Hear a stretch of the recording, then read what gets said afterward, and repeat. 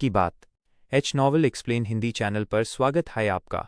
Mayor channel को like and subscribe करें और न्यू वीडियो के लिए रोज तैयार रहे और हमारी न्यू वीडियो आती रहेगी एज ही। आप मुझ पर इतने दयालु क्यों हैं? रामजियान ने पूछा। इसी बात को लेकर वह सबसे अधिक चिंतित हैं। इस दुनिया में बिना वजह दया जैसी कोई चीज नहीं होती। लियू बाई उसके साथ बहुत अच्छी रही है और उसे चिंता है कि एक दिन वह इस दयालुता को खोने का दर्द सहन नहीं कर पाएगी। इसलिए वह जवाब चाहती थी। मैं तुम्हारे साथ अच्छा व्यवहार करता हूं क्योंकि शुरू में मुझे तुम पर तरस आया था, लेकिन अब मुझे लगता है कि तुम बुद्धिमान और प्रतिभाशाली हो और भविष्य में निश्चित रूप से महान उपलब्धियां हासिल करोगे। मैं तुम्हारे जैसे प्रतिभाशाली व्यक्ति को कीचड़ में धंसते हुए नहीं देख सकता। लियू बाई ने शांति से रामजियान को देखा। उसकी आंखों में दिखावे का कोई निशान नहीं था। यह सुनकर रामजियान एक पल के लिए चुप हो गया। बहुत अधिक द्वेष देखने के बाद अचानक उसका सामना लियू बाई जैसे सौम्य और तेजस्वी व्यक्ति से हुआ और उसके भीतर लालच की भावना उत्पन्न हुई। काश वह हमेशा ऐसी ही सौम्यता रख पाती। कैसा रहेगा? क्या तुम हमारे साथ वॉर गॉड अकादमी आना चाहोगे? मैं तुम्हारी सारी जरूरतें पूरी कर सकता हूं, इसलिए तुम्हें बोझ महसूस नहीं होगा। हो जाओगे तो तुम मेरा एहसान चुका सकोगे, लियू बाई ने मुस्कुराते हुए कहा। युवा मालिक, क्या आपको नौकरानी की जरूरत है? रामजियान ने अचानक कहा। लियू बाई एक क्षण के लिए रुकी, फिर मुस्कुराई और बोली, हम में से केवल एक ही कम है। अगर आपको कोई आपत्ति न हो तो मैं आपकी सेवा करने को तैयार हूं। रामजियान लगातार लियू बाई का पक्ष प्राप्त नहीं करना चाहता था। वह दूसरे व्यक्ति के लिए भी कुछ करना चाहती थी। ठीक है। लियू बाई ने सिर हिलाकर आधिकारिक तौर पर रामजियान को अपना शिष्य स्वीकार कर लिया। जियान, मेरे पास स्पिरिट स्टोन्स का एक थैला है। इसे अपने साथ ले जाओ। तुम मेरी दासी हो और स्पिरिट स्टोन्स के बिना तुम्हारा काम नहीं चल सकता। भविष्य में तुम जो चाहो खरीद सकती हो। यह जल्दबाजी में मना मत करो, बस इसे अपने वेतन पर अग्रिम राशि समझो। लियू बाई मुस्कुराई। रामजियान की आपत्ति के बिना उसने दूसरे पक्ष के हाथ में आत्मा पत्थर थमा दिया। काटना। मेजबान ने निम्न श्रेणी के स्पिरिट पत्थरों का एक थैला उपहार में दिया है और 10 मिलियन निम्न श्रेणी के स्पिरिट पत्थर एक यादृच्छिक गुणक पर लौटाए जाएंगे। सिस्टम सूचना बस उठी। लियू बाई की आंखें चमक उठीं। उसने केवल आत्मा पत्थरों का एक थैला दिया और फिर 10 मिलियन वापस कर दिए। ठीक है, ठीक है।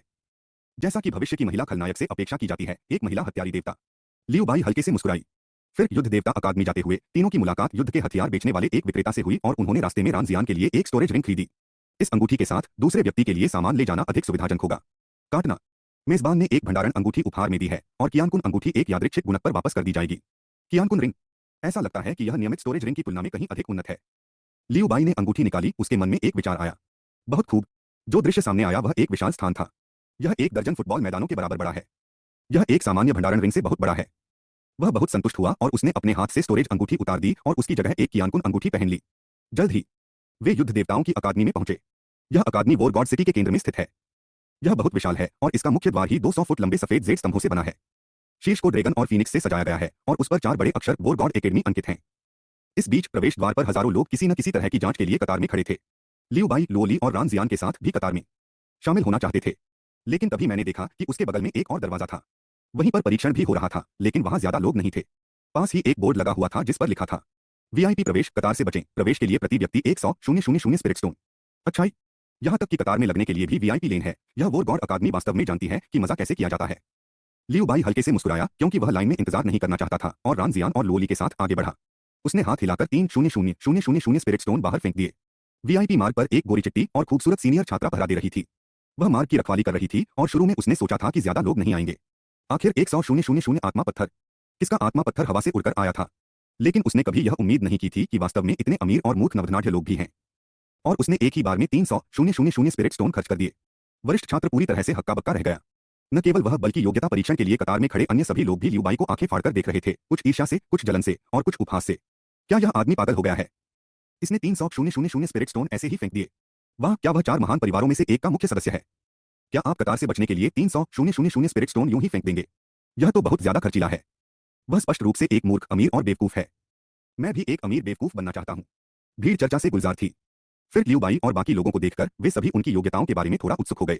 वीआईपी गलियारे में बैठी सीनियर छात्रा ने जल्दी से अपने स्पिरिट स्टोन हटा दिए, एक क्रिस्टल स्टोन निकाला और अपने सामने रख दिया और लियू बाई और बाकी लोगों को उत्साह से देखने लगी। सज्जनों, इस पर अपना हाथ रखिए और हम आपकी शारीरिक बनावट का परीक्षण करेंगे। जब तक आपकी आध्यात्मिक आत्मीयता शीर्ष स्तर तक पहुंच जाती है, आप युद्ध देवता अकादमी में शामिल हो सकते हैं। किसी व्यक्ति की आध्यात्मिक आत्मीयता और योग्यता अक्सर आध्यात्मिक साधना के लिए उसकी क्षमता निर्धारित करती है और इसे निम्न, मध्यम, उच्च और श्रेष्ठ स्तरों में वर्गीकृत किया जाता है। कुल 5 स्तर हैं। हालांकि यह वर्गीकरण पूरी तरह विश्वसनीय नहीं है। आध्यात्मिक निकटता के अलावा कई अन्य कारक भी हैं जो साधना योग्यता को प्रभावित करते हैं, जैसे रक्तवंश और शारीरिक बनावट। हालांकि विशेष रक्तवंश और विशेष संविधान दुर्लभ हैं। इसलिए रेकी के साथ अपनी आत्मीयता का परीक्षण करना सबसे आम तरीका है। मैं पहले जाऊंगा, लोली ने आगे बढ़ते हुए और क्रिस्टल पर अपना हाथ रखते हुए कहा। तुरंत क्रिस्टल सुनहरी रोशनी से चमक रहा था। ऊपर 2 शब्द प्रदर्शित हैं, और बेहतर। वरिष्ठ छात्रा इस श्रेष्ठ आध्यात्मिक आत्मीयता को देखकर आश्चर्यचकित हो गई और अपनी कुर्सी से उछल पड़ी। अन्य लोग आश्चर्य से हांफने से खुद को नहीं रोक सके। हे भगवान, वास्तव में उसके पास एक उच्चस्तरीय आध्यात्मिक आत्मीयता है। यहाँ तक कि शीर्ष स्तर के युद्ध निकायों में भी आध्यात्मिक ऊर्जा के साथ इतना जुड़ाव नहीं होता। इस व्यक्ति का आध्यात्मिक ऊर्जा के साथ जुड़ाव निश्चित रूप से एक विलक्षण प्रतिभा के स्तर का है। आध्यात्मिक ऊर्जा के प्रति इस असाधारण लगाव के साथ वह कुछ शीर्ष प्रतिभाओं को टक्कर दे सकती है। यह आश्चर्यजनक है। सभी लोग ईर्ष्या भरी आंखों से लुओली को देख रहे थे। वरिष्ठ, क्या यह अब तैयार है? लुओली ने शांति से कहा। वरिष्ठ छात्र ने बार बार सिर हिलाया। यह ठीक है, यह ठीक है। वह कुछ हद तक उत्तेजित थी। If a student with exceptional spiritual affinity is admitted to the academy, the teachers will surely praise her highly. Senior, with my aptitude, what level of student can I become if I join the academy? Luoli asked curiously. At least he is a senior student. The senior student said. Aren't core disciples good enough? It depends on whether the teachers agree or not. After all, to become a core disciple, one must pass an assessment. What if I had this? Luoli didn't hide anything and directly took out the war god token. As the god of war issued his decree, a profound aura spread out. One after another, figures flew in from afar and landed in front of Luoli. One of them looked at the token in her hand in surprise and said, "It really is the war god token. The last war god token is actually in the hands of a woman. I have the war god token in my hand, so I can become a core disciple, right?" Luoli said calmly. Those who had sensed the aura of the god of war's command and rushed over looked at each other in bewilderment. Sure. At this moment, a voice descended from the sky, and an old man in white robes soared down. After hearing Luoli's words, he smiled slightly. Upon seeing him, everyone quickly bowed and showed him respect. Greetings, Lord of the Manor. Greetings, Lord of the Manor. The person who arrived was none other than the headmaster of the War God Academy. Within the Azure Dragon domain, there is a renowned battle venerable expert. You are. As long as you hold the War God token, regardless of your cultivation level, social status, or aptitude, you can directly become a core student of my War God Academy. This is a rule set by the first Academy Master, and everyone must abide by it. You Ao laughed. Looking at Luoli, a hint of satisfaction appeared in his eyes. Superb spiritual affinity. They are qualified to become core disciples of the Academy. The only problem is that his battle spirit cultivation is a little lacking, but with the Academy's training, I believe he will be able to grow stronger in just a few years. Congratulations to this junior. The senior student looked at Luoli with some envy. You should know that she had been in the War God Academy for several years and was only a senior student, but Luoli became a core student as soon as she arrived. He immediately surpassed her. Luoli smiled slightly, then looked at Liu Bai and Ranzia. The two continued testing. Yu Ao and the others did not leave either. They wanted to see what qualifications the two people who came with Luoli had. Especially Liu Bai.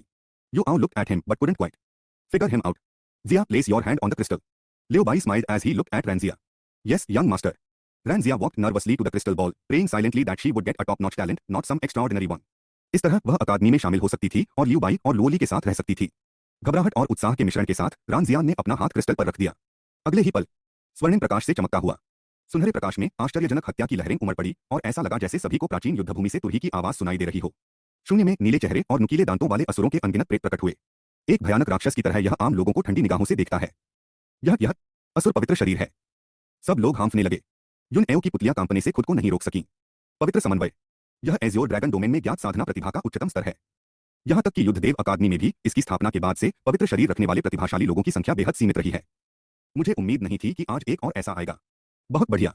असुर पवित्र शरीर के साथ मिलकर शानदार आध्यात्मिक ऊर्जा आत्मीयता, यही वह प्रवृत्ति है जो मेरे युद्धदेव अकादमी की समृद्धि का कारण बनेगी। युन एओ बहुत उत्साहित होकर दिल खोलकर हंसा। कतार में खड़े अन्य लोग जिनकी योग्यता की जांच की जा रही थी, अपनी आंखों में तीव्र ईर्ष्या और जलन के साथ रानजियान को देख रहे थे। उनकी आंखें लाल भी थीं। पवित्र शरीर, यह वास्तव में पवित्र शरीर है। मैंने सुना है कि पवित्र शरीर वाले किसी प्रतिभाशाली व्यक्ति में संत बनने की क्षमता होती है, जो उन्हें शीर्ष प्रतिभाशाली लोगों से भी ऊपर रखता है। संत स्तर का प्रतिभाशाली व्यक्ति, ऐसा विलक्षण व्यक्ति जब तक वह रास्ते में नष्ट नहीं हो जाता। संत बनना तो प्रश्न से बाहर है, लेकिन भविष्य में युद्ध पूज्य बनना तो तय है। इस युवा लड़की का भविष्य उज्जवल है। मुझे डर है कि कुछ ही वर्षों में वॉर गॉड अकादमी एक ऐसी प्रतिभा का निर्माण करेगी जो पूरे एज़्योर ड्रैगन डोमेन में प्रसिद्ध होगी। भीड़ चर्चा से गुलजार थी। फिर वह लियू बाई को देखने से खुद को रोक नहीं सका। उसके बगल में बैठी दोनों महिलाएं बहुत खूबसूरत थीं। और उसके बारे में क्या? उनके पास किस प्रकार की योग्यताएं हैं? युवा गुरु, मैंने अकादमी में सफलतापूर्वक दाखिला ले लिया है। रानजियान लियू बाई के पास दौड़ा और बोला। लियू बाई मुस्कुराई और उसके सिर पर हाथ फेरते हुए बोली, हाँ, मुझे पता था कि तुम यह कर सकती हो लिटिल जियान, और तुमने मुझे निराश नहीं किया। युवा स्वामी, अब आपकी बारी है। मुझे विश्वास है कि आप भी यह कर सकते हैं। हाँ बिल्कुल। लियू बाई परीक्षण क्रिस्टल के पास गया और उस पर अपना हाथ रख दिया। तुरंत सुनहरा प्रकाश आकाश में फैल गया और स्वर्ग में फैल गया। इस समय परीक्षण क्रिस्टल की चमक अपने चरम पर पहुंच गई, चमकदार और दीप्तिमान, मानो वह सूर्य में परिवर्तित हो गया हो। सुनहरा प्रकाश आकाश में फैल गया और एक सुनहरे प्रकाश स्तंभ में परिवर्तित हो गया। परीक्षण क्रिस्टल से एक चमकदार सुनहरी रोशनी निकली, मानो वह सूर्य में परिवर्तित हो गया हो, और स्वर्गीय दाव की ध्वनियां आकाश में गूंजने लगीं। एक दिव्य प्राणी की प्रेत छवि प्रकट हुई। आध्यात्मिक ऊर्जा संघनित होकर कमल के फूलों में खिल जाती है। सभी संत श्रद्धांजलि अर्पित करने आए और लियू बाई के सामने घुटने टेक दिए। लेकिन इससे पहले कि ये अजीब घटनाएं पूरी तरह सामने आ पाती, टकराना, वह परीक्षण क्रिस्टल, यह विस्फोट हो गया। क्षण भर में ही वे सभी विचित्र घटनाएं लुप्त हो गईं। लेकिन लियू बाई को देखते हुए सभी की आंखों में जो भाव थे, वे धीरे धीरे भय में बदल गए। यह कैसी अकथनीय प्रतिभा है! प्रतिभा जिसे परीक्षण क्रिस्टल भी नहीं झेल सका, तुरंत विस्फोटित हो गई। इस तरह की प्रतिभा के साथ क्या वे स्वर्ग के लिए किस्मत में नहीं होंगे? प्रभु, यहाँ क्या हो रहा है? शिक्षकों ने युन एओ की ओर देखा, उन्हें समझ नहीं आ रहा था कि क्या करें। युन एओ एक झटके में लियू बाई के सामने प्रकट हुआ, जमीन पर टूटे हुए परीक्षण क्रिस्टल के टुकड़ों को देखा और फिर 2 बार खांसा। अपनी अब तक की सबसे मधुर मुस्कान के साथ उन्होंने पूछा, युवा मित्र, क्या मैं आपका नाम और आप कहां से हैं पूछ सकता हूं? लियू बाई महान झो राजवंश से आते हैं। महान झो, क्या आपने इसके बारे में सुना है? युन एओ ने अपने बगल में बैठे शिक्षकों की ओर देखा। ऐसा प्रतीत होता है कि यह हजारों मील दूर एक छोटा सा देश है, जिसके ऊपर कुछ युद्ध राजाओं का शासन है, इसलिए इसे राजा स्तर की शक्ति कहना कठिन है। एक शिक्षक जो काफी ज्ञानी थे ने टिप्पणी की। युन एओ को अचानक एहसास हुआ और फिर उसने कहा, कोई बात नहीं, यह महत्वपूर्ण नहीं है। युवा मित्र लियू बाई, मेरे युद्धदेव अकादमी में आपका स्वागत है। मुझे शिष्य बनाए हुए बहुत समय हो गया है। क्या आप मेरे शिष्य बनने को तैयार हैं? उसने जलती हुई आंखों से लियू बाई को देखा, जैसे कोई लंपट किसी अत्यंत सुंदर स्त्री को घूर रहा हो। लियू बाई को ऐसा महसूस हुआ कि उसकी रीढ़ में ठंडक दौड़ गई है, क्योंकि लोग उसे घूर रहे थे। यह सुनकर अन्य लोग आश्चर्यचकित रह गए। युद्ध के भगवान का महल वास्तव में व्यक्तिगत रूप से शिष्यों को लेने जा रहा है। वाह, युद्ध के देवता के महल के स्वामी को शिष्य बनाए हुए कितने वर्ष हो गए हैं। मुझे लगता है कि आखिरी बार जब उन्होंने कोई शिष्य लिया था, वह आखिरी बार था। युद्ध देवता के महल गुरु के 2 शिष्य हैं, एक पुरुष और एक महिला, दोनों ही युद्ध देवता अकादमी के शीर्ष मुख्य शिष्य हैं और उनकी साधना पहले ही युद्ध मार्ग स्तर तक पहुंच चुकी है। यह लियू बाई वास्तव में उनका शिष्य होने के लिए भाग्यशाली है। इस अवसर का सामना करते हुए, जिसे अन्य लोग दुर्लभ और बहुमूल्य मानेंगे, लियू बाई ने अपना सिर हिलाया। मैं केवल अध्ययन करने के लिए अकादमी में आया था और मैं शिष्य बनने की इच्छा नहीं रखता। ईमानदार रहना। उसने युद्ध देवता के महल के स्वामी की ओर देखा। प्रतिद्वंद्वी केवल एक युद्ध आदरणीय था। अपनी प्रतिभा के बल पर वह अपने प्रतिद्वंद्वी को पूरी तरह से मात देने में ज्यादा समय नहीं लगाएगा। दूसरा पक्ष मेरा स्वामी बनने के योग्य कैसे हो सकता है? बिल्कुल, आपको ऐसा नहीं कहना चाहिए कि मैं अभी उन्हें नहीं हरा सकता। लेकिन लियू बाई के इनकार के सामने युन एओ ने न तो शर्म दिखाई और न ही गुस्सा, बल्कि वह थोड़ा चिंतित हो गया। तुम पुनर्विचार क्यों नहीं करते? जब तक तुम मेरे शिष्य बनोगे, युद्ध देवता अकादमी में तुम्हारा दर्जा मेरे बाद दूसरे नंबर पर रहेगा। यह लियू बाई एक पल के लिए हिचकिचाया। आखिरकार भविष्य में वह लोली और रांग जियान के साथ वारगॉड अकादमी में अध्ययन करेगा। अगर वे वारगॉड अकादमी के गुरु के शिष्य बन सकें, तो भविष्य में उनके लिए काम करना ज्यादा सुविधाजनक होगा। आखिरकार इन तीनों का खलनायक बनना तय है। कौन जानता है कि भविष्य में मुसीबत हमारे दरवाजे पर दस्तक देगी? लियू बाई को हिचकिचाते देख युन एओ की आंखें चमक उठीं। उन्हें लगा कि शायद कोई मौका है। उन्होंने तुरंत एक दवा की शीशी निकाली और कहा, यह एक उच्च स्तरीय गोली है जिसे युवानसृजन गोली कहते हैं। यह साधना में सुधार और आध्यात्मिक शक्ति को निखार सकती है। अगर तुम मेरे शिष्य बनने को तैयार हो जाओ, तो मैं इसे तुम्हें उपहार में दे दूंगा। और यह शीर्ष स्तरीय लड़ाकू हथियार असुर ब्लेड आपके लिए भी है। और यह भी एक सर्वोच्च राक्षस जानवर का सार रक्त। युन एओ ने तब बोतल से सार रक्त की एक बूंद निकाली और कहा, यह एक सर्वोच्च राक्षस जानवर का सार रक्त है। यह हड्डियों को कठोर बना सकता है और शरीर को मजबूत कर सकता है। शरीर जितना मजबूत होगा, उतनी ही बेहतर साधना को बढ़ावा मिलेगा। यह एक दुर्लभ खजाना है। युन एओ को अचानक सभी प्रकार के खजाने निकालते हुए देखना। लियू बाई ने स्वीकार किया कि वह प्रलोभन में था। निश्चित रूप से इन खजानों का मूल्य उसे लुभाने के लिए पर्याप्त नहीं था। उसे इस विचार ने उत्सुक कर दिया, यदि वह इन खजानों को प्राप्त कर ले और फिर उन्हें लोली और रान जियान को दे दे, तो बदले में उसे क्या अच्छी चीजें मिलेंगी। यह सोचकर वह काफी उत्सुक हो गया। तो उसने थोड़ा सिर हिलाकर कहा, ठीक है। उन्होंने सिर हिलाया और युन एओ का शिष्य बनने के लिए सहमत हो गए। दूसरा पक्ष तुरंत खुशी से झूम उठा। बाकी लोग अचंभित रह गए। युद्ध देवता के महल के प्रतिष्ठित भगवान वास्तव में किसी से अपना शिष्य बनने की भीख मांग रहे हैं और यहाँ तक कि उपहार के रूप में इतने सारे खजाने की पेशकश भी कर रहे हैं। क्या तुम मजाक कर रहे हो? इस आदमी की प्रतिभा तो कमाल की होगी। युद्ध देवता का महल मालिक ऐसा कर ही नहीं सकता, किसी ने गहरी सांस लेते हुए कहा। बेशक परीक्षण क्रिस्टल फट गया। यह कम से कम किसी प्रकार का पवित्र शरीर तो है, संभवतः एक उच्च स्तरीय पवित्र शरीर। आखिरकार जब असुर पवित्र शरीर का परीक्षण किया गया, तो वह फटा नहीं। युन एओ ने लियू बाई को अपना शिष्य स्वीकार करने के बाद उसे लोली और रान जियान को युद्ध देव अकादमी में ले लिया और उनका इरादा व्यक्तिगत रूप से उन्हें उनके आवास तक ले जाने का था। जल्द ही वे तीनों एक सुंदर पर्वत शिखर पर पहुंचे। यह पर्वत विदेशी फूलों और दुर्लभ जड़ी बूटियों से आच्छादित है। साथ ही यहाँ पर्वतीय झरने और नदियां तथा उत्तम और सुंदर मंडप भी हैं, लेकिन वहां कोई नहीं रहता। इस जगह का नाम शेंजी पर्वत है। अब से तुम यहीं रहोगे, युन एओ ने कहा। शेंजी पर्वत, यह किसी प्रकार की स्थिति या पद का प्रतीक प्रतीत होता है। लियू बाई कुछ उलझन में थी। युन एओ ने थोड़ा मुस्कुराते हुए कहा, शेंजी पर्वत पर केवल युद्ध देवता अकादमी के दिव्य पुत्र ही रहते हैं और युद्ध देवता अकादमी को 300 वर्षों से कोई दिव्य पुत्र नहीं मिला है। मैं चाहता हूं कि तुम अकादमी के प्रतिभाशाली व्यक्ति बनो। क्या तुम तैयार हो? लियू बाई ने सिर हिलाया। इससे कोई फर्क नहीं पड़ता। अगर मास्टर मुझे ऐसा करने के लिए कहते हैं, तो मैं ऐसा करूंगा। दिव्य बालक होना न केवल प्रतिष्ठा और पद का प्रतीक है, बल्कि इसका अर्थ अंतिम चुनौतियां भी हैं। युद्ध देव अकादमी में एक नियम है कि जो कोई भी दिव्य बालक को हरा देगा, वह नया दिव्य बालक बन जाएगा। लेकिन 300 साल पहले जब दिव्य बालक बाहर मर गया था, तब से दिव्य बालक का पद रिक्त है। अब जबकि दिव्य बालक पुनः प्रकट हो गया है, युद्ध देव अकादमी के कई छात्र तुम्हें अपना निशाना बनाने के लिए उत्सुक होंगे।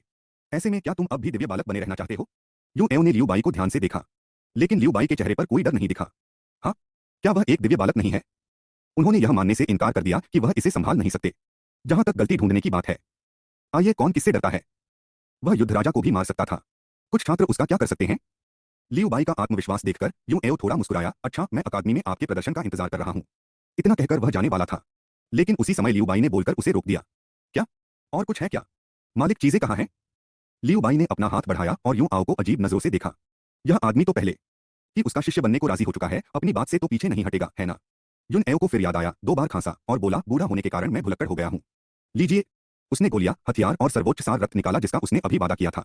जब मैंने इसे लियू बाई को दिया तो मैं कुछ हद तक दुखी हो गया। लेकिन जब मैं लियू बाई की योग्यता के बारे में सोचता हूँ, उसे लगा कि उसका निवेश सार्थक था। वह शाही शरीर, किसी भी अप्रत्याशित परिस्थिति को छोड़कर वह भविष्य में निश्चित रूप से संत बन जाएगा। भविष्य के संत या यहाँ तक कि भविष्य के सम्राट का स्वामी बनने की महिमा की तुलना में मात्र खजाने क्या हैं। खजाना प्राप्त करने और युन एओ को विदा करने के बाद लियू बाई ने खजाने को देखा और मुस्कुराया। हे युद्ध भगवान अकादमी की यह यात्रा व्यर्थ नहीं थी। उसने उन 3 खजानों को देखा जो युन एओ ने उसे दिए थे। वे हैं परम अमृत क्यूई सृजन गोली, अंतिम हथियार शूरा ब्लेड, एक सर्वोच्च राक्षस जानवर का सार और रक्त। उन्होंने लोली और रान जियान को बुलाया और लोली को सृजन की गोली और सर्वोच्च दानव जानवर का सार रक्त दिया तथा रान जियान को असुर ब्लेड दिया। दोनों महिलाएं थोड़ी उलझन में थीं। यह खजाना तुमने उन्हें ऐसे ही दे दिया? लियू बाई ने अपने लिए एक क्यों नहीं रखा? भाई लियू बाई, यह तुम्हें युद्ध देवता के महल के स्वामी ने दिया है। तुम्हें इसे अपने पास रखना चाहिए। लोली मना करना चाहता था। उसे लगा कि लियू बाई ने उसके साथ काफी अच्छा व्यवहार किया है। एक तरफ खड़ी रान जियान की हिम्मत नहीं हुई शूरा ब्लेड लेने की। हे भगवान, यह तो एक बेहतरीन हथियार था, अपने जैसे 10,000 भिखारियों को खरीदने के लिए काफी। लियू बाई ने बस लापरवाही से उसे दे दिया। यह बहुत बड़ा आशीर्वाद है। लियू बाई को उनकी प्रतिक्रिया का अंदाजा था। वह मुस्कुराया और बोला, छोटी जियान, यह चाकू ले लो। तुम साधना में नई हो और तुम्हें आत्मरक्षा के लिए एक हथियार की जरूरत है। यह चाकू बिल्कुल सही है। खैर, इसे रखना मेरे लिए बेकार है। यह सच है। उसके पास सैनिकों की कोई कमी नहीं है। वसंत, ग्रीष्म, शरद और शीत ऋतु के लिए 4 सर्वोच्च हथियार पर्याप्त हैं। यह तो बताने की आवश्यकता नहीं है कि उसके पास सम्राट स्तर का हथियार अमर कातिल तलवार भी है जिसे उसने छिपाकर रखा है। लेकिन रान जियान अभी भी मना करना चाहता था। लेकिन लियू बाई के बहुत समझाने के बाद वह अंततः इसे स्वीकार करने के लिए सहमत हो गई और जिस क्षण उसे चाकू मिला उसने अपने और चाकू के बीच एक अनुनाद महसूस किया। इससे मुझे तलवार के साथ एकता का एहसास हुआ। लियू बाई ने यह देखा और उसकी आंखें चमक उठीं। वास्तव में आप असुर संत शरीर हैं। इस तलवार को असुर तलवार भी कहा जाता है। यह आपको देने के लिए सबसे उपयुक्त है। काटना। मेजबान ने एक शीर्ष स्तरीय लड़ाकू हथियार असुर ब्लेड उपहार में दिया है। मेजबान को असुर संत के ब्लेड दाव अनुभव का एक यादृच्छिक गुणक प्राप्त होगा। अचानक लियू बाई के दिमाग में चाकू का उपयोग करने के कई तरीके कौंधने लगे। पलक झपकते ही वह तलवारबाजी की कला में एक पूर्णतया नौसिखिए से एक निपुण तलवारबाज बन गया जो तलवारबाजी के एक संत के समान ज्ञानी था। वह कुछ आश्चर्यचकित हुआ और मन ही मन सोचने लगा, तो सिस्टम का गुणक रिटर्न केवल हथियार या गोलियां भेजने तक ही सीमित नहीं है, यह आपके द्वारा भेजी गई वस्तु से संबंधित वस्तुओं को भी बेतरतीब ढंग से लौटा सकता है। अगर मैं एक तलवार दान करूं तो मुझे तलवार के उस्ताद के साधना अनुभव का गुणक स्वतः ही प्राप्त हो जाएगा। तो अगर मैं भविष्य में एक तलवार या एक गोली दान करूं तो क्या मुझे भी स्वतः ही उसी के अनुरूप साधना अनुभव प्राप्त होगा? हे, यह तो एक अप्रत्याशित आश्चर्य है। लियू बाई महिला खलनायक प्रणाली की क्षमताओं से अधिकाधिक संतुष्ट हो गई। फिर उसने लोली को उपहार स्वीकार करने के लिए राजी करना शुरू कर दिया। उसे मनाना रान जियान को मनाने से कहीं अधिक आसान था। उसने उसके कान में प्यार से फुसफुसाया, आहली, बस इसे स्वीकार कर लो। मत भूलना, हम साथ मिलकर साधना कर सकते हैं। तुम जितनी मजबूत बनोगी इस साधना का प्रभाव उतना ही बेहतर होगा। आज रात तुम मेरे साथ अच्छा व्यवहार कर सकती हो। लोली शर्मा गया। लेकिन यह सचमुच सच है। उसकी साधना का स्तर अब लियू बाई से बहुत कम है। जब वे साथ मिलकर साधना करते हैं तो लियू बाई को ज्यादा फायदा नहीं होता, लेकिन उसे काफी फायदा होता है और उसकी साधना का स्तर तेजी से बढ़ता है। जब वह अधिक शक्तिशाली हो जाएगी तभी लियू बाई को अधिक लाभ हो सकेगा। यह सोचकर वह शर्मा गई और खजाने को स्वीकार करते हुए सिर हिलाया। काटना। मेजबान ने एक शीर्षस्तरीय गोली युवान सृजन गोली दान की है। 100 से अधिक शीर्षस्तरीय युवान सृजन गोलियां एक यादृच्छिक गुणक पर मेजबान को वापस कर दी जाएंगी। ओह, इससे न केवल गुणवत्ता में वृद्धि हो सकती है बल्कि मात्रा में भी कई गुना वृद्धि हो सकती है। काटना। मेजबान ने एक सर्वोच्च राक्षस जानवर का सार रक्त दान किया है और बदले में उसे गोल्डन प्राचीन ड्रैगन सम्राट की रक्तरेखा का एक यादृच्छिक गुणक प्राप्त होगा। यह रक्तरेखा एक सम्राट स्तर की रक्तरेखा है जो मेजबान के भौतिक शरीर को मजबूत कर सकती है, जिससे आपको गोल्डन प्राचीन ड्रैगन की शक्ति और रक्षा मिल सकती है। लियू बाई को अचानक अपने शरीर के भीतर से एक अद्वितीय शक्ति का उभार महसूस हुआ जो उसके भीतर उमड़ रही थी और उसकी साधना का स्तर एक पल में ही लगातार बढ़ने लगा। अगले ही पल उसका रक्त और ऊर्जा फूट पड़ी और उसके शरीर से एक सुनहरा प्रकाश निकला जो शून्य में एक सुनहरे प्राचीन ड्रैगन के प्रेत में परिवर्तित हो गया। ड्रैगन की दहाड़ आकाश में गूंज उठी और सारी दिशाएं हिल गईं। संपूर्ण युद्ध देव अकादमी मंत्रमुग्ध हो गई। युन एओ, जो अभी अभी शेंजी पर्वत से निकला था, पलटा और उसने सुनहरे प्राचीन ड्रैगन का भूत देखा। वह दंग रह गया। यह तो पौराणिक ड्रैगन सम्राट जानवर है, सुनहरा प्राचीन ड्रैगन। यह कैसे संभव है? शाही जानवर, इंपीरियल बॉडी की तरह, जैसा कि नाम से पता चलता है, यह एक राक्षस जानवर है जिसमें सम्राट बनने की क्षमता है। प्रत्येक शाही जानवर का जन्म पूरे राक्षस जानवर जाति के लिए एक प्रमुख घटना है। युन एओ ने कभी उम्मीद नहीं की थी कि उसकी छोटी सी युद्ध देव अकादमी आज न केवल एक सम्राट चिकित्सक बल्कि एक सम्राट जानवर भी पैदा करेगी। नहीं, यह कोई असली सम्राट जानवर नहीं है, बल्कि सम्राट जानवर के वंश वाला कोई प्राणी है। क्या ऐसा हो सकता है कि सम्राट जानवर के वंश वाला कोई शक्तिशाली व्यक्ति युद्ध देवता अकादमी से होकर गुजरा हो? वह दिशा है शेंजी पर्वत। हमें वापस जाकर देखना होगा। युन एओ ने लापरवाही बरतने की हिम्मत नहीं की और शेंजी पर्वत पर लौट आया। और इस क्षण लियू बाई ने पहले ही गोल्डन प्राचीन ड्रैगन की रक्त रेखा को अवशोषित कर लिया है।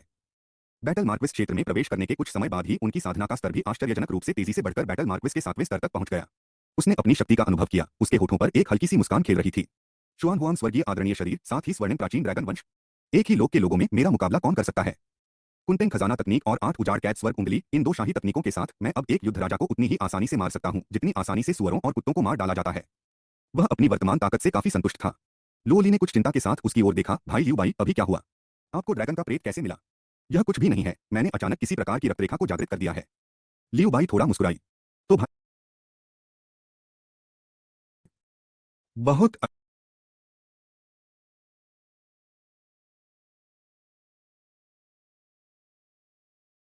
अच्छा। लो ली भी लियू बाई के लिए खुश था। उसने मन ही मन अपनी साधना में तेजी लाने और बहुत पीछे न रहने की शपथ ली, अन्यथा यदि वह दोहरी साधना में संलग्न होती तो केवल वह ही खुश होती, जो कि संभव नहीं था। हमें भाई लियू बाई को भी खुश करना होगा और उससे लाभान्वित होना होगा। सूश। युन एओ वापस लौटी, चारों ओर देखा और पूछा, आपके अलावा क्या अभी कोई और भी यहाँ आया था? नहीं, हमेशा हम दोनों ही होते हैं, लियू बाई ने हल्की मुस्कान के साथ कहा। क्या आप में से किसी ने अभी अभी ड्रैगन छाया का स्रोत देखा? नहीं। लियू बाई ने झूठ बोला, उसके चेहरे पर कोई दोष नहीं दिख रहा था। लो ली रानजियान ने चुपके से उसे अंगूठा दिखाया। बहुत बढ़िया अभिनय। युन एओ ने लियू बाई को संदेह से देखा, फिर महसूस किया कि कुछ गड़बड़ है और एक अजीब अभिव्यक्ति के साथ कहा, मुझे ऐसा क्यों लग रहा है कि आपकी आभा मजबूत हो गई है? ओह मास्टर ने मुझे जो गोलियां दी वे काफी प्रभावी हैं। लियू बाई बिना शर्माए या हांफते हुए लेटी रही। युन एओ को अधिकाधिक संदेह होने लगा। भले ही मैंने तुम्हें जो गोलियां दी हैं वे असरदार हो, फिर भी उन्हें इतने कम समय में कैसे परिष्कृत किया जा सकता है? यह असंभव है। उसने लोली और रानजियान की ओर देखा। मैं देखना चाहता था कि क्या मुझे उनसे कोई समस्या मिल सकती है, लेकिन दोनों महिलाएं एक दूसरे को देखती रहीं, उनकी ओर एक नजर भी नहीं डाली। जिया, आज मौसम अच्छा है। ओह हाँ, आज मौसम बहुत अच्छा है। बूम। आकाश में गड़गड़ाहट की धीमी आवाज सुनाई दी। काले बादल छा गए। तभी बारिश शुरू हो गई। दो महिलाएं। खैर, बारिश अच्छी है, मुझे बरसात के दिन पसंद हैं। लोली ने कहा। मैं भी। रामजियान ने सहमति में सिर हिलाया। छोड़ो, मैं अब तुम लोगों को परेशान नहीं करूंगा। युन एओ ने अपना सिर खुजलाया, फिर मुड़कर चला गया। उसे लगा कि ये लोग रहस्यमय तरीके से काम कर रहे थे। हालांकि मुझे पता था कि उनके पास एक रहस्य है, लेकिन इस पर और अधिक दबाव डालना उचित नहीं था। आखिरकार उन्होंने उसे अभी अभी एक प्रशिक्षु के रूप में स्वीकार किया था और उसे एक उपहार भी दिया था। अगर वे उसे भगा देते तो बहुत बड़ा नुकसान होता। लियू बाई, लो ली और रानजियान वोर गॉड अकादमी में शामिल हुए। वे तीनों बिना किसी मूल्यांकन के युद्ध देव अकादमी के मुख्य शिष्य बन गए और यहाँ तक कि दिव्य बालक पर्वत में भी चले गए। यह बात पूरे वोर गॉड अकादमी में फैल गई। पूरे विश्वविद्यालय में हंगामा मच गया। हर कोई इसके बारे में बात कर रहा था, यहाँ तक कि युद्ध देवता अकादमी के मुख्य शिष्य भी। जनमत के केंद्र के रूप में लियू बाई पूरी तरह से अप्रभावित रहे। वह खेती करने के लिए शेंजी पर्वत पर रहे। पहुंचने के बाद पहले दिन लोली, रानजियान और अन्य लोगों ने शेंजी पर्वत पर घर की सफाई की। अगली सुबह जल्दी लोली लियू बाई की बाहों में जाग उठी। पूरी रात साधना के बाद सृजन गोली और सर्वोच्च दानव पशु के साथ रक्त के साथ उसकी साधना में बहुत प्रगति हुई थी। वह एक ही झटके में बैटल स्पिरिट स्तर को तोड़कर अंदर घुस गया। युद्ध संप्रदाय। लियू बाई के साथ प्रशिक्षण की दक्षता में काफी वृद्धि हुई है। जब लियू बाई सुबह उठे तो उन्होंने देखा कि रानजियान भी उठ गया था। मैं रसोई घर में था और वहां रखे चावल, तेल और नमक को देख रहा था और मैं थोड़ा असमंजस में था, समझ नहीं पा रहा था कि क्या करूं। छोटे बैंगनी धुएं, क्या हुआ? युवा स्वामी, मैं आपके और युवती के लिए नाश्ता तैयार करने की सोच रहा था, लेकिन मुझे नहीं पता कि इसे कैसे बनाया जाए, रानजियान ने उदास होकर कहा। जब उसकी मां जीवित थी तो वह उस पर बहुत लाड प्यार करती थी और उसे कोई काम करने नहीं देती थी। अपनी मां के निधन के बाद वह भटकती हुई जिंदगी जीने लगी। तो मैं ये तो नहीं कह सकती कि मुझे खाना बनाने के बारे में कुछ नहीं आता, लेकिन मैं ये जरूर कहूंगी कि मुझे बिल्कुल भी जानकारी नहीं है। मुझे अपना हुनर दिखाने का भी मौका नहीं मिलता। यह सोचकर वह निराश हुए बिना नहीं रह सकी। मैं सचमुच बेकार हूँ। इस अवस्था में वह युवा स्वामी की दासी कैसे बन सकती है? लियू बाई थोड़ा मुस्कुराई, आगे बढ़ी और उसके सिर को छुआ। उसने पाया कि उसके सिर का आकार और बालों की गुणवत्ता बहुत अच्छी थी। उसके बाल रुखे थे और छूने में बहुत आरामदायक लग रहे थे। एक स्पर्श के बाद ही मैं इसकी आदी हो गई। अब चाहे उसके पास करने को कुछ हो या न हो, वह उसे कुछ बार छूना चाहता है। यह बिल्ली को सहलाने जैसा ही है। हे, कोई बात नहीं। अगर तुम्हें नहीं आता कि कैसे करना है तो कोई बात नहीं। तुम धीरे धीरे सीख सकते हो। हम अभी शेंजी माउंटेन में शिफ्ट हुए हैं। चलो साथ मिलकर कुछ रोजमर्रा की जरूरत की चीजें खरीदते हैं। अच्छा। रानजियान ने सिर हिलाया, फिर उलझन में पूछा, मिस कहाँ है? वह थोड़ी थकी हुई थी और आराम कर रही थी, इसलिए वह हमारे साथ बाहर नहीं आई। थका हुआ? रानजियान ने पलकें झपकाईं। मिस थकी कैसे हो सकती है? युद्ध भगवान अकादमी छोड़ने के बाद लियू बाई और रानजियान रोजमर्रा की जरूरत की चीजें खरीदने के लिए सीधे वोर गॉड सिटी की व्यावसायिक गली में चले गए। लियू बाई के पास स्पिरिट स्टोन्स की कमी नहीं थी और उसने दिल खोलकर खर्च किया। उसने बिना मोलभाव किए जो भी पसंद किया उसे खरीद लिया, बस सबसे महंगा और सबसे अच्छा सामान ही लिया। इसका मुख्य विक्रय बिंदु इसकी असाधारणता है। वह तुरंत ही पूरे वाणिज्यिक क्षेत्र में सबसे चमकदार व्यक्ति बन गए। दुकान मालिक उसे ऐसे देखते थे मानो वह धन का देवता हो। उन सभी को उम्मीद थी कि वह उनकी दुकानों का संरक्षण करेंगे। युवा मालिक, ये बढ़िया कपड़े हैं, अंदर आइए और देखिए। युवा मास्टर, यहाँ मौजूद सभी चीनी मिट्टी के बर्तन मास्टर कारीगरों का काम है, प्रत्येक टुकड़ा उत्कृष्ट रूप से तैयार किया गया है। युवा गुरु, क्या आप सोने, चांदी और जेड के बारे में सीखना चाहेंगे? युवा गुरु, क्या आप कुछ सुलेख और पेंटिंग्स चाहेंगे? हमारे पास विभिन्न प्रसिद्ध कलाकारों की कृतियां हैं, साथ ही सभी प्रकार के ब्रश, स्याही, कागज और इंकस्टोन भी हैं। लियू बाई ने उन सभी को पढ़ा। अगर आप चाहें तो इसे खरीद लें। रानजियान, जो पास में खड़ी थी, एक किताबों की दुकान के पास से गुजरी, उसकी आंखें चमक उठीं और वह कुछ किताबें खरीदने के लिए अंदर चली गई, जिस पर लियू बाई ने नजर डाली। वह था 100 आसान नाश्ते की रेसिपी, संपूर्ण पाक कला मार्गदर्शिका, 100 स्वादिष्ट व्यंजन जो हर गृहिणी को पता होने चाहिए। किसी आदमी के दिल तक पहुंचने का रास्ता उसके पेट से होकर जाता है। अच्छाई। यह स्पष्ट है कि रानजियान वास्तव में उनके लिए खाना बनाना चाहता था। लियू बाई मुस्कुराई और दूसरे व्यक्ति को बड़ी मात्रा में जलाऊ लकड़ी, चावल, तेल, नमक, बर्तन, धूपदान और अन्य रसोई के बर्तन खरीदने के लिए प्रेरित किया। सौभाग्य से इस दुनिया में भंडारण रिंग जैसे सुविधाजनक उपकरण मौजूद हैं, अन्यथा यह अकेले उसके और रानजियान के लिए बहुत अधिक होगा। जैसे ही लियू बाई और रान जियान खरीदारी करने जा रहे थे, ऐसा लग रहा था कि वे पूरी व्यावसायिक सड़क खरीदने पर आमादा थे। भीड़ में किसी ने लियू बाई को देखा, उनकी आंखें चमक उठीं। जल्दी जाओ, मास्टर झांग को बताओ, निशाना आ गया है। युवा स्वामी देखो। इस समय रान जियान ने कुछ देखा और पास ही लगे नोटिस बोर्ड की ओर इशारा किया। उस पर कई चित्र चिपके हुए थे। यह वह रान जियान और लुओली थे। इस पर यह भी लिखा है, जो कोई भी इन 3 लोगों को खोज लेगा, उसकी सूचना झांग परिवार को दी जाएगी और उसे अच्छा इनाम दिया जाएगा। लियू बाई के होंठ थोड़े से मुड़ गए। वाह, अब हम वांछित अपराधी बन गए हैं। युवा स्वामी, हमें क्या करना चाहिए? अगर झांग परिवार हमारे दरवाजे पर दस्तक दे तो क्या होगा? रान जियान ने चिंतित होकर पूछा। चिंता मत करो, चाहे आसमान गिर जाए, मैं उसे संभाल कर रखूंगा। लियू बाई मुस्कुराई। उन्होंने झांग परिवार को गंभीरता से नहीं लिया। भले ही वह वर्तमान युद्ध अकादमी का देवता न हो, अपनी ताकत और अपने पास मौजूद तुरुप के पत्तों के साथ वह अभी भी झांग परिवार का सफाया कर सकता है। सामान खरीदने के बाद वह और रान जियान अकादमी लौटने की तैयारी कर रहे थे।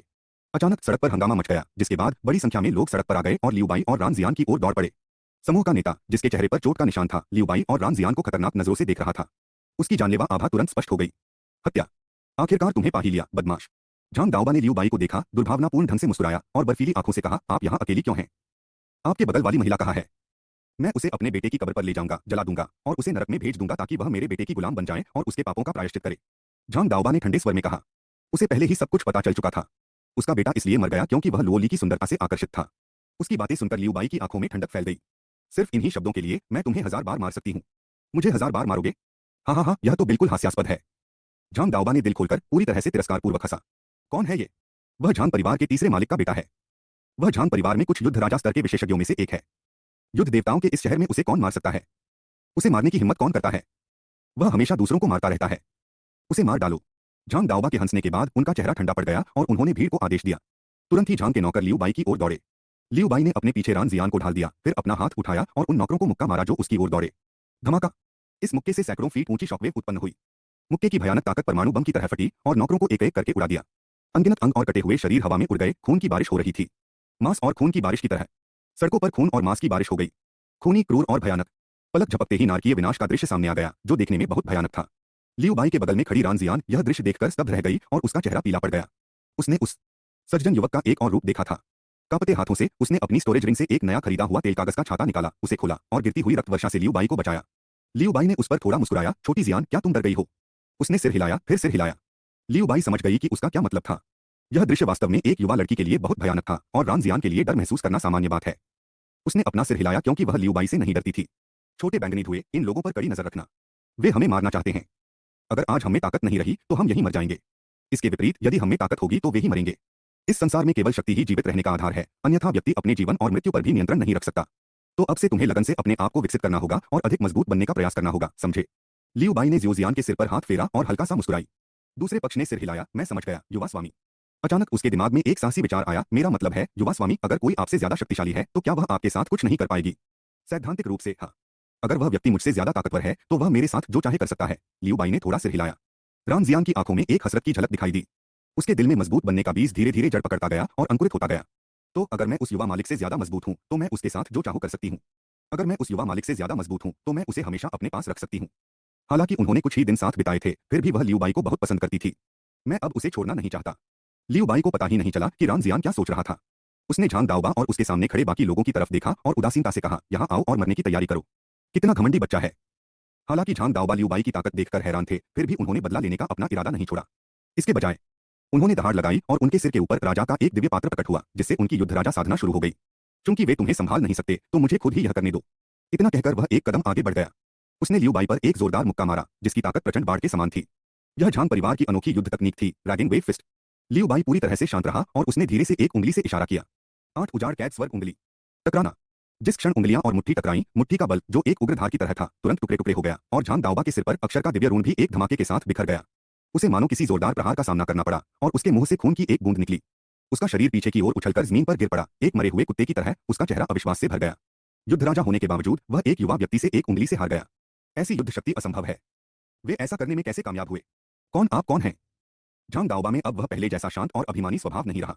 लियू बाई को देखते हुए उसकी आंखें भय से भर गईं। वह जो तुम्हें मार डालेगा। लियू बाई ने फिर इशारा किया। उसे रोको।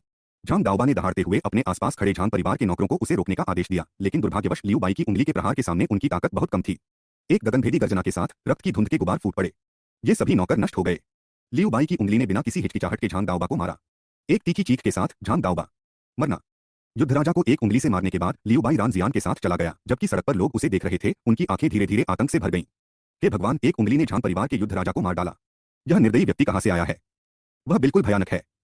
इतनी कम उम्र में एक युद्धराजा को मारने में सक्षम होना, कौन जानता है कि वह कुछ वर्षों में कितना बड़ा हो जाएगा। भयानक।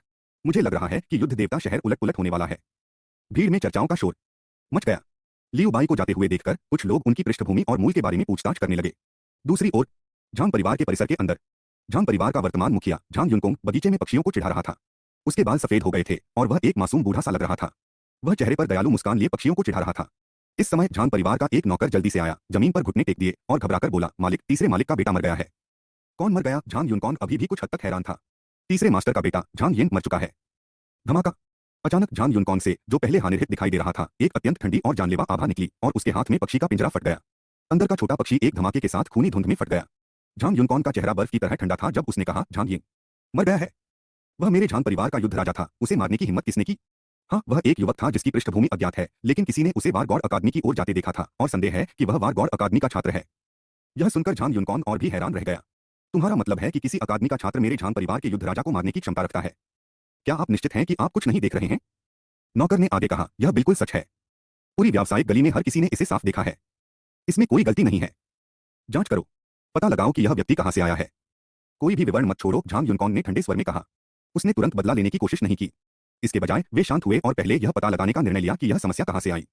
कहावत है, अपने आप को जानो और अपने दुश्मन को जानो और तुम हर लड़ाई जीत जाओगे। हाँ मास्टर। दूसरा पक्ष तुरंत लियू बाई की पृष्ठभूमि की जांच करने के लिए रवाना हो गया। यह सिर्फ झांग परिवार की बात नहीं है। झांग परिवार के युद्ध राजा की मृत्यु युद्ध देवता शहर के अन्य कुलीन परिवारों के लिए भी बड़ी खबर थी और उनमें से कई ने कार्रवाई शुरू कर दी। जहां तक अशांत युद्ध देव शहर की बात है, लियू बाई ने इस पर कोई ध्यान नहीं दिया। वह पहले ही युद्ध देवता अकादमी में लौट चुका था। हालांकि जब वह सड़क पर चल रहा था तो कई लोग उसे देख रहे थे और आपस में फुसफुसा रहे थे। देखो, यह वही नया छात्र है जो बनने के लिए भीख मांग रहा है। यह तो बहुत अपमानजनक है। यह तो कोई बहुत अपमानजनक बात नहीं है। आप शेंजी माउंटेन को जानते हैं, है ना? शेंजी माउंटेन में सैकड़ों सालों से कोई दिव्य बालक नहीं था, लेकिन कल ही यह व्यक्ति 2 महिलाओं के साथ रहने लगा और यह संदेह है कि वह अकादमी का नया दिव्य बालक बनने वाला है। वाह, एक नया भगवान! यह तो अद्भुत है। लियू बाई ने अपनी ठुड्डी पर हाथ फेरा और जानबूझकर मुस्कुराया। ऐसा लगता है कि मेरे दिव्य बालक बनने की खबर जल्द ही पूरे अकादमी और यहाँ तक कि पूरे युद्धदेव शहर में फैल जाएगी। हे, मुझे लगता है कि बहुत सारी मुसीबतें जल्द ही मेरे दरवाजे पर दस्तक देंगी। लोग प्रसिद्ध होने से डरते हैं, ठीक उसी तरह जैसे सुअर मोटा होने से डरते हैं। जितनी अधिक प्रसिद्धि होगी, स्वाभाविक रूप से उतनी ही अधिक परेशानी भी आएगी। हालांकि वह डरा नहीं था। उसके पास जो प्रचुर मात्रा में है वह है समस्याओं को सुलझाने की क्षमता।